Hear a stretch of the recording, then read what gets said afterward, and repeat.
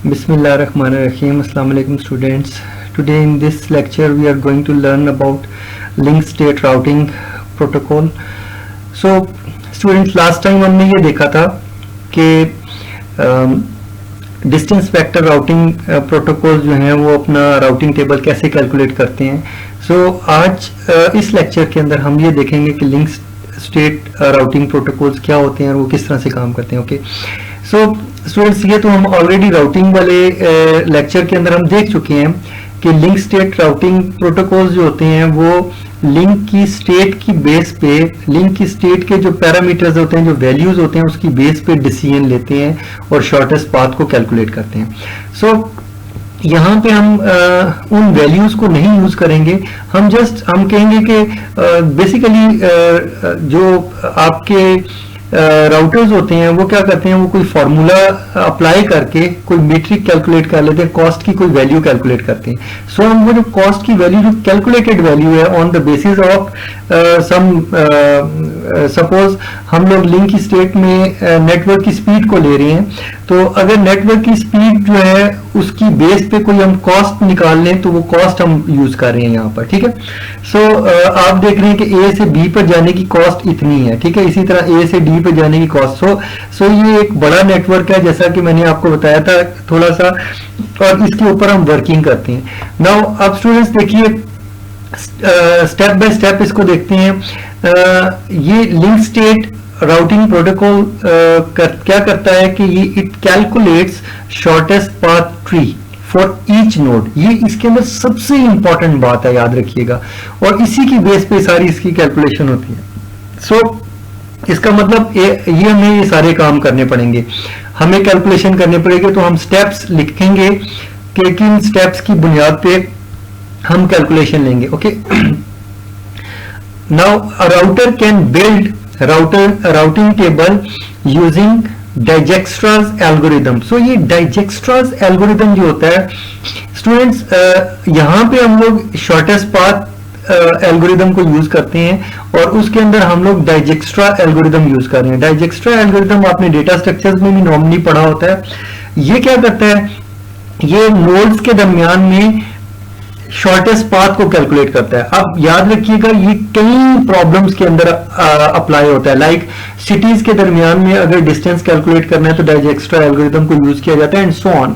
बहुत सारी जगहों पे इस्तेमाल किया जाता है. सो स्टूडेंट्स, ये याद रखिएगा कि ये नहीं है कि इंटरनेट के ऊपर मौजूद कोई भी डाइजेक्स्ट्रा एल्गोरिदम यहां अप्लाई हो जाएगा. सो ऐसा नहीं होगा. आपको नेटवर्क के लिए जो मेथड मैं बता रहा हूं, इस मेथड के मुताबिक ही काम करना है, और ये इजी मेथड है जो मैं आपको बता रहा हूं. ओके, सो हम क्या करते हैं, हम राउटिंग टेबल कैलकुलेट करते हैं using Dijkstra algorithm if each node have.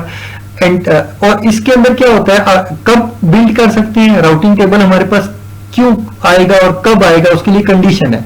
If each node have entire topology of network. अगर इस नेटवर्क के पास इस सारी टोपोलॉजी की इंफॉर्मेशन हो तभी ये शॉर्टेस्ट पाथ कैलकुलेट कर सकता है, वरना नहीं कर सकता. यानी लिस्ट ऑफ नोड्स हो. इसके एंटायर टोपोलॉजी से मुराद क्या है कि इसके पास जितनी भी नोड्स लगी हुई उन सब की लिस्ट हो, लिस्ट ऑफ नोड्स. ये सारी नोड्स हैं. ठीक है, इसके अलावा जितनी भी नोड्स इंक्लूडेड है इसके पास होना चाहिए. सेकंड, इसके पास नेक्स्ट चीज क्या हो, इसको पता हो कि कौन कौन से लिंक्स हैं इधर से इधर जाने के लिए, और ये कौन कौन से लिंक हो सकता है ये यहां से यहां पे भी कनेक्टेड होता. ठीक है, सो इसके पास सारे लिंक्स होने चाहिए. ठीक है, देयर कनेक्टिविटी, और उनकी कनेक्टिविटी के क्या वो कनेक्टेड है, डिसकनेक्टेड है, अप है, डाउन है, ये सारी इंफॉर्मेशन होनी चाहिए. कनेक्शन का टाइप क्या है, क्या वो कॉपर यूज हो रही है, सीरियल केबल यूज हो रही है, फाइबर ऑप्टिक यूज हो रही है, और या पे कोई सैटेलाइट लिंक यूज, और क्या यूज हो रहा है, कुछ कोई ना कोई तो कनेक्शन का टाइप होगा ना कि जो इस राउटर को इस राउटर से कनेक्ट कर रहा है. सो ये हमें पता होना चाहिए. और लिंक का स्टेटस क्या होता है कि लिंक अप है, डाउन है. ठीक है, ये उसका स्टेटस होता है. ठीक है, okay, so there can be several things. मैं यहाँ पे हम वो सारी चीजें डिस्कस नहीं कर सकते, कई चीजें हो सकती हैं. ठीक है, बट हम इसको अंडरस्टैंड करते हैं कि राउटिंग टेबल कैसे बिल्ड होता है. Okay, the entire topology of network can be calculated from partial information of each node. This is very important कि हर इसके पास अपनी इंफॉर्मेशन है. इसके पास ये इंफॉर्मेशन है कि इसके साथ बी और डी ये दो नोड्स कनेक्टेड हैं. अगर मैं इसको देखूं तो इसके पास क्या इंफॉर्मेशन है, इसको ये पता है कि इसके साथ ए, सी और ई कनेक्टेड है, ठीक है। इसी तरह किसी भी नोड के ऊपर अगर आप चले जाएंगे तो उस नोड को पता है, मसलन मैं इस नोड को ले लूं तो इस नोड को पता है कि इसके साथ ए और ई ये दो इसके साथ कनेक्टेड है और कुछ भी नहीं, उसको पता है, ठीक है।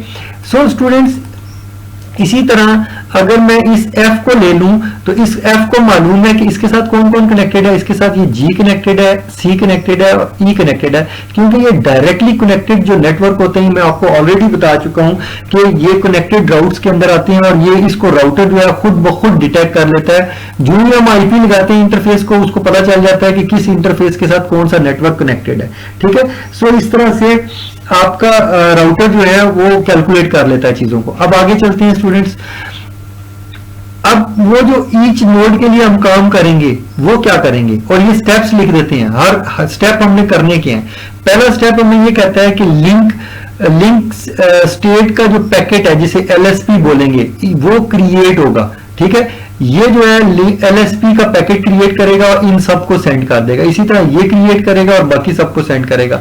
और ये जो लिंक स्टेट पैकेट है इसके अंदर सारी चीजें लिखी हुई होंगी। Is created that contains states of links, ठीक है। सो ये जो सारी चीजें मैंने आपको बताई हैं, स्टेट्स, लिंक की जो स्टेट्स हैं ये सारी की सारी ये कैलकुलेट करेगा। इसके साथ ये लिंक है, ये लिंक है, ये इस लिंक की और इस लिंक की सारी स्टेट्स जो है ना लिख के, पैकेट लिख के इधर सेंड करेगा, ये इसको आगे सेंड करेगा, ये इसके अंदर चेंज करेगा, ये अपना पैकेट सबको सेंड करेगा। सर जब पैकेट ये अपना पैकेट करेगा तो इसको पता चलेगा कि इसके साथ कौन से कनेक्टेड है, सो ऑन। सो हर एक, अगर मैं इसके लिए कैलकुलेशन करूं तो इसके लिए मेरे पास डेटा आ जाएगा। सो मैं क्या करूंगा, मैं स्टेप बाय स्टेप स्टूडेंट्स ऐसा करूंगा कि मैं इसके लिए कैलकुलेशन करूंगा, फिर इसके लिए, फिर इसके लिए। सो इन सब के लिए मैं पाथ कैलकुलेट करूंगा और अल्टीमेटली शॉर्टेस्ट पाथ में कैलकुलेट करता जाऊंगा हर एक के लिए। और अल्टीमेटली उन सारे शॉर्टेस्ट पाथ को जोड़ के मैं एक शॉर्टेस्ट पाथ ट्री क्रिएट कर लूंगा और उस ट्री के ऊपर सर्च लगा के, आपको पता है ट्री जो है वो ग्राफ थ्योरी के अंदर आप ग्राफ थ्योरी और ट्री देखें, इस ग्राफ को आपने क्या किया, ट्री में कन्वर्ट कर दिया। जब आप ट्री कन्वर्ट कर लेते हैं तो वो फिर बाइनरी ट्री है या जो भी है उसके अंदर आप कैलकुलेशन परफॉर्म कर सकते हैं, ठीक है। सो हम देखेंगे कि ट्री कैसे ये काम कर रहा है, ओके, और ये सारी चीजें कैसे कैलकुलेट होती हैं। Now let's calculate. हमारे पास ये डायग्राम है, ठीक है, ये हमारे पास नेटवर्क है और मैंने आपको कहा है कि नेटवर्क हमेशा गिवन होता है। आपको ये भी क्या दिया जाता है, बता दिया जाता है आपको कि आपकी सोर्स नोड कौन सी है। मैं कह रहा हूं कि सोर्स नोड ए है। लास्ट एग्जांपल में भी मैंने नोड ए को ही सोर्स नोड लिया था और अभी भी मैं ए को ही सोर्स नोड ले रहा हूं। और हो सकता है स्टूडेंट्स पेपर के अंदर आपको कोई और नोड, मसलन फर्ज करें जी नोड आपको सोर्स नोड दे दिए, तो आपने अगर जी नोड आपको सोर्स नोड दे दी गई है तो यहां से आपने ऑनवर्ड कैलकुलेशन लेनी है। जैसे मैं इधर से कैलकुलेशन ले रहा हूं ना, अगर ये वाली नोड आपकी सोर्स नोड है तो यहां से आप कैलकुलेट करेंगे जी से सी पे, जी से एफ पे एंड सो ऑन, इस तरह कैलकुलेट करेंगे। मैं ए से कैलकुलेट कर रहा हूं तो सो मेरे पास ए में सबसे पहले क्या चीज आती है, ए से बी और फिर ए से डी एंड सो ऑन, इस तरह करके मैं आगे कैलकुलेट करता हूं। ओके, नाउ आप देखिए, सपोज कर लेते हैं अगेन उसी तरह याद रखिएगा जैसे ये राउटिंग टेबल मैंने लास्ट टाइम आपको बताया था कि यहाँ पे आपने ये राउटिंग टेबल बनाया था और इसके अंदर ये देखिए डिस्टेंस वेक्टर का राउटिंग टेबल था। सो स्टूडेंट्स, डिस्टेंस वेक्टर मैंने आपको याद होगा, मैंने आपको कहा था कि इसको याद कर लेना है, आपने इसको रट लेना है, ठीक है। आपने ज़हन में रख लेना है, मेमोराइज कर लेना है कि पहला कॉलम जो है डेस्टिनेशन है, फिर नेक्स्ट हॉप और नेक्स्ट हॉप के अंदर सारी हॉप्स आ जाएंगी और फ्रॉम ए आपने स्टार्ट करना है और ये सारी नोड्स इधर आ जाएंगे, from A to A to B, A to C, A to D and so on, और ये कैलकुलेट करेंगे आप, ठीक है। नाउ अब देखिए इस टेबल में और वो जो नेक्स्ट टेबल है उसमें फर्क है। सो देखिए ये इस तरह से इसको मेमोराइज कर लीजिए। सो मैं क्विकली यहाँ पे आता हूँ। अब देखिए ये टेबल फर्क है, ये टेबल किसी और तरीके से कैलकुलेट किया गया है, ठीक है। सो आप इस टेबल के हिसाब से इसका मतलब ये है कि आपने ये दोनों टेबल आपको याद होने चाहिए और ये नहीं है कि ये वाला टेबल आपने दूसरे डिस्टेंस वेक्टर में लिख दिया और डिस्टेंस वेक्टर का इधर सॉल्व कर दिया अगर आपको क्वेश्चन दिया। सो अगर आप डिस्टेंस वेक्टर में लिंक स्टेट वाला मेथड यूज करेंगे तो आपका आंसर रॉन्ग होगा, उसको मार्क्स नहीं होंगे। सो आपको याद रखिएगा लिंक स्टेट अगर आपको प्रोटोकॉल कहा जाता है, आपको ये गिवन होगा कि किस प्रोटोकॉल के तहत आपने कैलकुलेशन लेनी है, राउटिंग टेबल को बिल्ड करना है। सो आपने ये राउटिंग टेबल बिल्ड करना होता है, लेकिन ये सारे स्टेप्स आपने करने होते हैं, तभी ये क्वेश्चन सॉल्व होता है। नाउ देखिए स्टूडेंट, सबसे पहले हम क्या करते हैं कि हम शॉर्टेस्ट पाथ कैलकुलेट करते हैं ए से बी पर, ठीक है। सो ए से बी पर जाने के लिए जितने भी पाथ होंगे सारे कैलकुलेट करेंगे, ओके। सो हम देखते हैं कि कौन कौन से पाथ हैं। ओके स्टूडेंट्स, पहला पाथ क्या है, ए से बी पे जाने का पहला पाथ क्या है, ए से बी पे डायरेक्टली चला जाए, ठीक है। और इसकी कॉस्ट कितनी है, इसकी कॉस्ट है आपकी 2। सो ए से बी पे डायरेक्टली जाएंगे तो कॉस्ट कितनी आएगी 2, ठीक है। क्योंकि ये मैंने इसको इस तरतीब से लिखा है, जब कैलकुलेट करेगा राउटर तो डेफिनेटली वो इस तरतीब से कैलकुलेट नहीं करेगा, वो अपने हिसाब से कैलकुलेट करेगा। मैंने इस तरह लिखा है कि शॉर्टेस्ट पाथ को टॉप पे लिख दिया, उसको ग्रीन कर दिया, ताकि आपको नजर आए कि यार ये शॉर्टेस्ट पाथ है और बाकी जो है वो नहीं हो। और जो शॉर्टेस्ट पाथ है यस है, ये वाला पाथ सिर्फ सिलेक्टेड होगा, सिर्फ इस पाथ को आपका एल्गोरिदम यूज करेगा, बाकी सारे पाथ को डिस्पोज ऑफ करेगा, इनको नहीं यूज करेगा। ओके ओके, नाउ अब देखिए, सो ये एक पाथ हो गया। नाउ अब देखिए सेकंड पाथ को देखते हैं। सेकंड पाथ स्टूडेंट ये है कि यहां से यहां आए आप, ठीक है, ए से डी पे आए, डी से ई पे आए और ई से बी पे आए, अगेन आप ए से बी पर पहुंच गए, ठीक है। सो पैकेट आपका ए से डी, ए जो है पैकेट किसको देगा, डी को, और डी पैकेट किसको देगा, ई को। याद रखिएगा जब ए पैकेट डी को देगा तो ए का ताल्लुक बिल्कुल खत्म हो जाएगा। अब ए ने डिसीजन ले लिया, अब डी ने फैसला करना है कि बी तक पहुंचने के लिए किसको देना है, वो ई को देगा। ये फैसला करेगा अपने राउटिंग टेबल की बेस पे, ये फैसला करेगा अपने राउटिंग टेबल की बेस पे। सो राउटिंग टेबल हर राउटर के पास पड़ा हुआ है, ठीक है। सो हर राउटर फैसला करेगा, यहां से जब पैकेट इधर चला जाएगा तो इसका, इस राउटर का काम खत्म। अब इस राउटर ने कुछ भी नहीं करना, अब इस राउटर ने अपना राउटिंग टेबल देखना है और इसने देखना है कि अगर बी को डेटा देना है तो किसको देना है, ई को देना है। और ये राउटिंग टेबल इसका अपना ई का राउटिंग टेबल क्या कहेगा, वो कहेगा अगर बी को डेटा देना है तो डायरेक्टली बी को दे दो, क्योंकि ई के साथ डायरेक्टली कनेक्टेड है बी, ठीक है। सो ये स्टूडेंट इस तरह से आपका जो राउटिंग टेबल है वो कैलकुलेट होता है। होपफुली ये आपको अंडरस्टैंड हो गया होगा। सो जितने भी राउट होंगे, ठीक है, सो मैं आपको और राउट भी बता देता हूँ। ये दो तो राउट हमने देख लिए, ठीक है। इन दो राउट्स के अलावा और कौन सा राउट हो सकता है, और स्टूडेंट राउट ये हो सकता है कि यहां से आप यहां आए, ठीक है। ओके, मैं इसको लिख देता हूं, यहां से आप यहां आए, ठीक है, यहां से यहां आए, यहां से यहां आए, ठीक है। सो ए से डी, डी से ई, ई से एफ, एफ से सी और सी से बी, ये भी तो हो सकता है ना। सो और फिर इससे आगे से भी हम आ सकते हैं। सो स्टूडेंट्स हम ये सारे जितने भी पाथ होंगे सारे कैलकुलेट किए हैं, ठीक है। कैसे किए हैं, अब देखिए, फर्ज करें ये वाला ए से सी के थ्रू अगर हम आए हैं तो ये वाला है, ठीक है। सो ये कौन सी वाली चीज है, वो ये वाली है, ठीक है।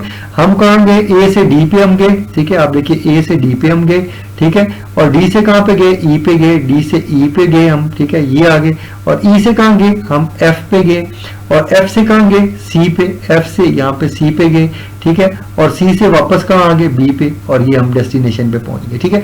सो ये वाला पाथ जो है मैं इसको एक्सप्लेन कर रहा हूँ कि ये वाला है, और इसका जो कैलकुलेशन है याद रखिए उसी तरह जो आपकी कॉस्ट दी हुई है उनको सम करना है। तो सो अगर इसको मैं सम करूं तो 5 + 3, ठीक है, 8, 9, 10 और 11, 12, 13, 14 और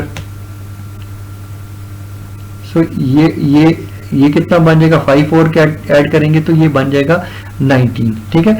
सो आपका ये जो वैल्यू लिखी हुई है यहाँ पर ये 19 लिखी हुई है, ओके। बट याद रखिएगा जब ये चीज कैलकुलेट हो जाएगी, ठीक है, मैंने आपको ये कहा है कि ये एल्गोरिदम किस बेस पे काम करता है, ये शॉर्टेस्ट पाथ की बेस पे काम करता है। सो शॉर्टेस्ट पाथ जब ये चीज कैलकुलेट हो जाएगी ना तो ए से बी का शॉर्टेस्ट पाथ जो है वो सिर्फ बनाएगा, ठीक है। सो राउटर क्या करेगा, राउटर शॉर्टेस्ट पाथ कैलकुलेट कर लेगा ए से बी नोड का, ठीक है। वो क्या कैलकुलेट करेगा आप देख लीजिएगा, ठीक है। वो कैलकुलेट करता है आपका, ओके, इसको मैं मिटा लेता हूं। नाउ अब देखिए शॉर्टेस्ट पाथ कौन सा है, ए से बी पे डायरेक्टली जो है वो आपका शॉर्टेस्ट पाथ है। सो आपके आपका जो ये राउटर है इसने क्या किया, इसने ट्री बिल्ड करना शुरू कर दिया। सो इसने ए से ट्री को बिल्ड किया बी पे, ठीक है। सो आप क्या करेंगे, ए से बी पे जाएंगे। आप यहां से देखिए ये वाला ट्री है, ये जो टोटल है ये कंप्लीट ट्री है, ठीक है। सो ये वाला बिल्ड होगा, बट मैं बता रहा हूं कि पार्शली अभी तक कितना बिल्ड हुआ है ए से बी पर, और ए से बी पर जाने के लिए कॉस्ट कितनी चाहिए हमें ये लिखी हुई है, ठीक है। सो याद रखिएगा स्टूडेंट्स, हमने ए से अगर बी पे जाना है तो हमारी कॉस्ट कितनी आएगी, ये वाली, और ये शॉर्टेस्ट पाथ है, याद रखिएगा। मैं आपको बता रहा हूं कि जो आपका एल्गोरिदम है वो शॉर्टेस्ट पाथ कैलकुलेट कर रहा है, बाकी सारे पाथ को वो इग्नोर कर रहा है। लास्ट टाइम जब हमने डिस्टेंस वेक्टर किया था तो उसने सारे पाथ लिखे हुए थे, उसने सिर्फ शॉर्टेस्ट पाथ नहीं लिखा हुआ था। ये एल्गोरिथम किस बेस पे काम कर रहा है, शॉर्टेस्ट पाथ की बुनियाद पे। ऑब्वियसली वो भी टेबल के ऊपर सर्च करता है और जो शॉर्टेस्ट पाथ होता है उसी की बेस पे डेटा भेजता है, ठीक है। बट ये जो एल्गोरिथम है ये कैलकुलेट ही शॉर्टेस्ट पाथ कर रहा है, बाकी पाथ को ये लिख ही कोई नहीं रहा, ठीक है। सो मैं आपको वापस ले जाके वो दिखा भी देता हूं। सो स्टूडेंट, अगर फ्रॉम ए टू बी मैंने जाना है, फ्रॉम ए टू बी जाना है डिस्टेंस वेक्टर की सूरत में, तो क्या करेगा वो इस जगह पे यानी इस रो के अंदर सर्च लगाएगा और जो शॉर्टेस्ट वैल्यू होगी उसके ऊपर जो नेक्स्ट हॉप लिखा होगा उसको डेटा दे देगा। अगर ए से बी पे जाना है तो डेटा किसको देना है, उसने बी को देना है, ठीक है। ये डिसीजन हो गया। इसी तरह अगर फर्ज करें मैं कहता हूं कि ए से डी पे जाना है तो डेटा इसने चले यूं कर लेते हैं, ए से सी पे जाना है। अगर ए से सी पे जाना है तो डायरेक्टली कनेक्टेड नेटवर्क उसका सी है, लेकिन ऐसा नहीं करेगा। ए से सी पे जाना है तो फिर क्या करेगा वो जो है ए से सी को नहीं डेटा भेजेगा, बल्कि क्या करेगा विया बी देगा, ठीक है, क्योंकि ये शॉर्टेस्ट वैल्यू है। इसी तरह अगर ए से डी पे डेटा भेजना है तो वो क्या करेगा, इस रो के अंदर सर्च करेगा और स्मॉलेस्ट वैल्यू उसकी ये वाली है, सो वो बी को डेटा दे देगा, सी को नहीं देगा। वो चाहे तो ए से भी डेटा पहुंच जाएगा और सी से भी पहुंच जाएगा डेफिनेटली, बट इधर से देर से पहुंचेगा, इधर से जल्दी पहुंचेगा, ये डिफरेंस है, ठीक है। सो ये इस तरह से काम करता है। नाउ आगे स्टूडेंट्स हम बात करते हैं, ये हमने बात की, यहां पे हमने कहा कि ये एल्गोरिथम क्या कर रहा है, ये एल्गोरिथम शॉर्टेस्ट पाथ कैलकुलेट कर रहा है। सो अगेन मैं बता रहा हूं कि ए से मैंने बी पे जाना था तो इसने क्या किया, जितने भी पाथ थे, पहला पाथ उसका क्या था ए से बी पे, दूसरा पाथ था ए से डी, डी से ई और ई से बी, ठीक है, ए से डी, डी से ई और ई से बी। सो ये वाला पाथ दूसरा आ गया, इसी तरह एंड सो ऑन, उससे जितने भी पाथ है। So student you have to calculate all the path. This is how this question is going to be solve, ठीक है। मैंने कुछ पाथ यहाँ पे स्किप किए हुए हैं क्योंकि ऑब्वियस है, एक मसलन फर्ज करें इसने इस ए में बी पे आना है तो ऑब्वियसली अगर ये यहां से अगर यहां से यहां आता है तो शॉर्टेस्ट है, दूसरा एक इसका वे ये है, दूसरा वे ये है, ठीक है। अगर वो यहां से यहां आया और यहां पे आ गया तो ऑब्वियसली अगर वो ई से आगे एफ पे जाएगा तो ये यकीनन आपका लॉन्गेस्ट पाथ हो जाएगा, ये शॉर्टेस्ट पाथ हो ही नहीं सकता। तो ऐसे पाथ मैंने यहां पर इस लिस्ट के अंदर स्किप कर दिए हैं, कुछ मैंने लिख दिए हैं, कुछ नहीं लिखे, यानी स्टार्टिंग में मैंने लिख दिया, बाद में मैंने स्किप कर दिए मैं सारी। सो आप देख रहे हैं कि ए से एक मैंने लिखा ए से बी, ए से डी, ई और बी, ए से डी, ई और बी, ठीक है, ए से डी, ई, एफ, सी और बी, ए से डी, ई, एफ, सी और बी। सो ये वाला पाथ भी मैंने लिखा है और इसके अलावा ये वाला पाथ भी यहां पर मैंने लिखा है। इसका मतलब यहां पे जो मैंने ये पहला वाला कैलकुलेशन की, यहां पे सारे पाथ लिखे हुए हैं, लेकिन आगे चल के मैं कुछ पाथ जो है स्किप करना शुरू करूंगा, बट आपने सारे पाथ कैलकुलेट करने होते हैं, जितने भी ए से बी पे जाने के लिए जितने भी रास्ते हैं वो सारे के सारे आपने लिखने हैं, और उन तक अगर आप कोई स्किप करेंगे हो सकता है वो शॉर्टेस्ट पाथ हो, सो आपको पता नहीं चलेगा। सो मेक श्योर के क्वेश्चन सेफ सॉल्व हो तो सारे पाथ कैलकुलेट करें। सो ये मेथड है इसको सॉल्व करने का, ठीक है। सो आपने पहला पाथ, आपने पहला जो आपका मैंने आपको कहा था कि आप क्या करेंगे, यहाँ पे मैंने आपको ये चीज बोली थी, इसको मैं हाईलाइट भी कर देता हूं कि आप क्या करेंगे, आप पाथ को, शॉर्टेस्ट पाथ को कैसे कैलकुलेट कर सकते हैं, by the entire topology of network can be calculated from, मैंने कहा था partial information of each node. ये जो अभी मेरे पास इंफॉर्मेशन आई है ये पार्शियल इंफॉर्मेशन है ईच नोड की, ठीक है। सो ये पार्शियल इंफॉर्मेशन है। सो ये इसने पहली कैलकुलेशन कर ली, ठीक है, और हर नोड अपने हिसाब से कैलकुलेशन करेगा, ठीक है, और दूसरी नोड से हेल्प लेके, याद रखिएगा दूसरी नोड यानी इसको इन दोनों के बारे में तो पता है लेकिन आगे का नहीं। आगे क्या होगा, ये वाला अपनी इंफॉर्मेशन इसके साथ शेयर करेगा, ये बताएगा कि ये किस किस के साथ डायरेक्टली कनेक्टेड है। हर नोड ये बताएगी कि वो डायरेक्टली कनेक्टेड कितनी है। सो इस नोड की कैलकुलेशन करेंगे तो ये दोनों चीजें आएंगी, इसकी कैलकुलेट करेंगे ये दोनों चीजें आएंगी, इसकी कैलकुलेशन करेंगे तो 1, 2 और 3 ये 3 चीजें आ जाएंगी। सो इस तरह से आप कैलकुलेशन करते हैं, ठीक है। सो याद रखिएगा हर नोड के पास सिर्फ अपने जो डायरेक्टली कनेक्टेड नेटवर्क्स होते हैं उनकी इंफॉर्मेशन होती है, और बकिया जो मसलन आगे अगर ए से बी के आगे सी कहां पे है, ये किसने इसको बताया है, ए को, ये बी ने बताया है, ठीक है। सो ये इंफॉर्मेशन सारी यहाँ पे गैदर हुई है, और जो इंफॉर्मेशन यहाँ पे गैदर हुई है उसकी बेस पे ए ने ये सारा आप कैलकुलेशन की है और ये पाथ कैलकुलेट किया है, ठीक है। सो ए के पास इस वक्त सारे नेटवर्क की टोपोलॉजी मौजूद है जिसकी बेस पे ये कैलकुलेशन कर रहा है, ठीक है। जब तक ए के पास सारी इंफॉर्मेशन नहीं आएगी वो ये कैलकुलेशन नहीं ले सकता। आप देख रहे हैं कि इसके अंदर सारी कॉस्ट और हर तरह की चीज इसके अंदर मौजूद है। ओके, नाउ नेक्स्ट आगे चलते हैं स्टूडेंट्स। अगर मैंने ए से सी पे जाना है, ठीक है, ए से सी पे जाना है तो देखिए यहां से हम देख लेते हैं कि ए से सी पे जाने के लिए शॉर्टेस्ट पाथ कौन सा है। मैं कहता हूं 5 + 2, ठीक है। तो ये वैल्यू आ गई 7, ठीक है। सो अगर मैं इस पाथ से जाऊंगा तो ये शॉर्टेस्ट पाथ है और बाकी सारे आप देख रहे हैं कि लॉन्गेस्ट पाथ है। अगर मैं सबसे करीबी पाथ भी अगर देखूं तो वो ये वाला मसन कर लें तो मैं कहता हूं कि 5 + 3, ठीक है, ये 8 हो गया, 9, 10, ठीक है, 10, 11, 12, 13, 14। सो अगर मैं यहां पर इधर से आऊंगा तो 14 लगेगा, तो ऑब्वियसली 5 + 2 यानी 7 से ये 14 ज्यादा है, ठीक है।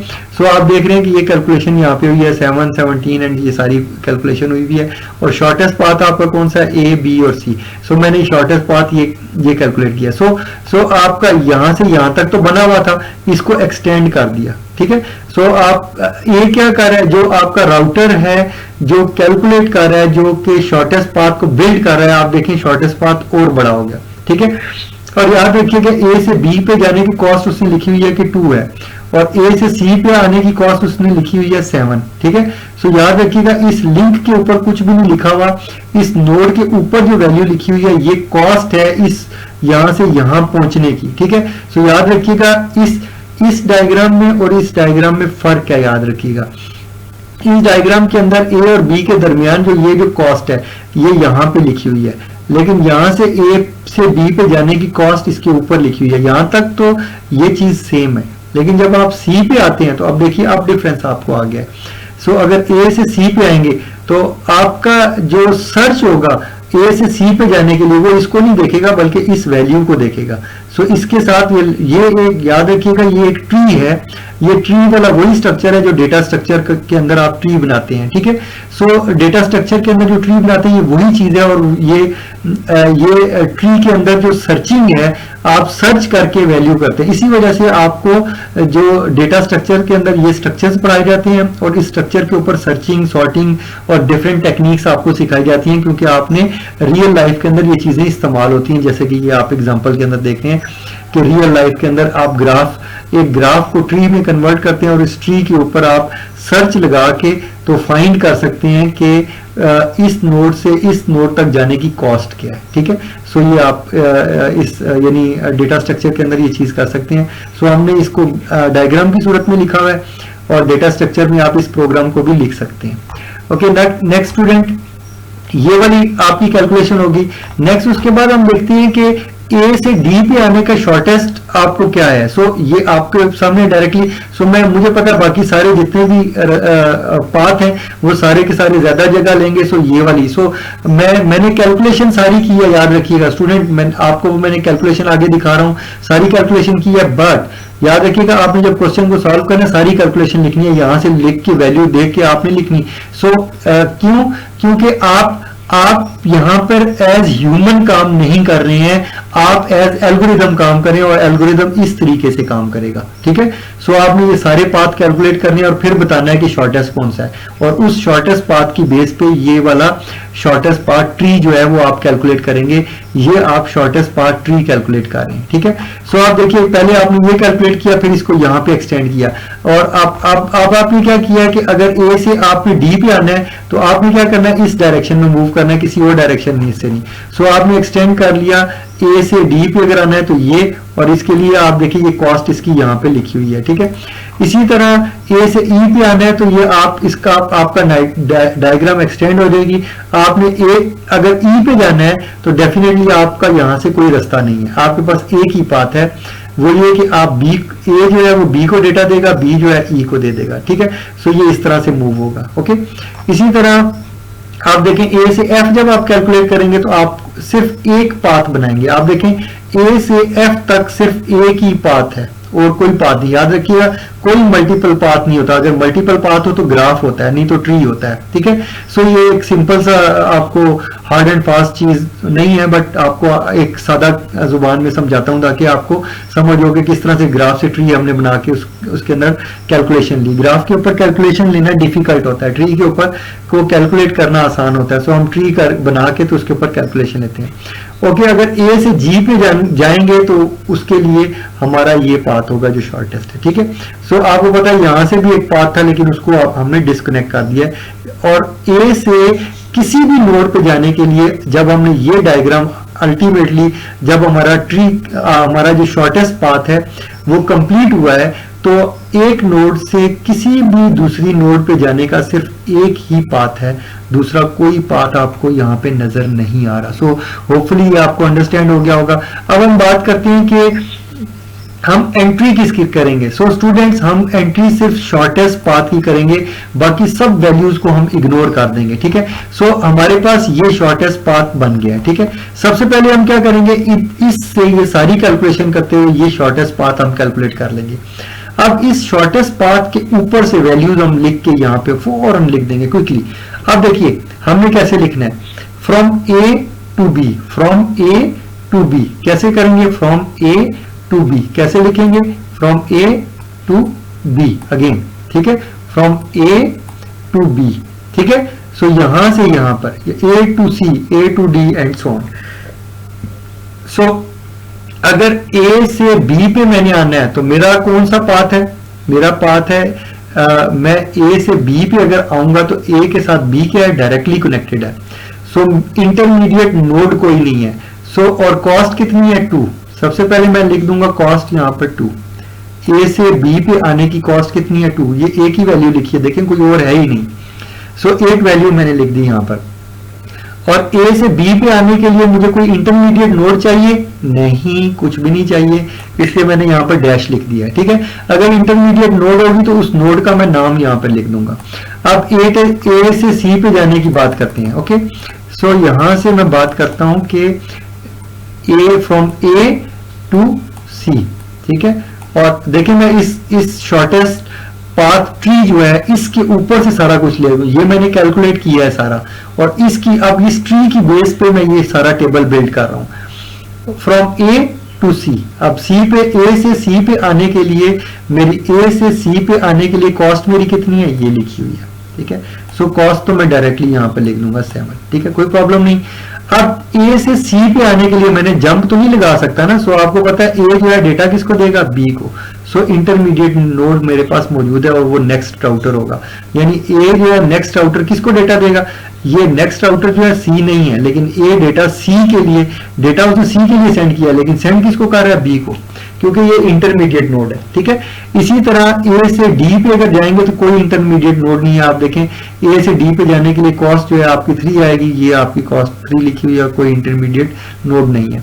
इसी तरह ए से ई पे अगर आप आएंगे फ्रॉम ए टू ई, ठीक है। सो आप देखिए कि ये सारी चीजें आप इस तरह करते हैं। ए से ई पे अगर आप आएंगे तो इसको दोबारा से फिर कैलकुलेट कर रहा हूं कि ए से ई पे आएंगे तो आपकी कॉस्ट कितनी है 6, ये वैल्यू यहाँ पे आपने लिख दी। और ए से ई पे आने के लिए डेटा किसको देना है, ए ने डेटा किसको देना है, बी को, क्योंकि ए के साथ ई कनेक्टेड नहीं है। अगर यहाँ से यहाँ लाइन होती तो शायद ये दे सकता था डेटा, लेकिन ये डेटा ए किसको देगा, बी को। नेक्स्ट राउटर का मतलब ए डेटा किसको देगा।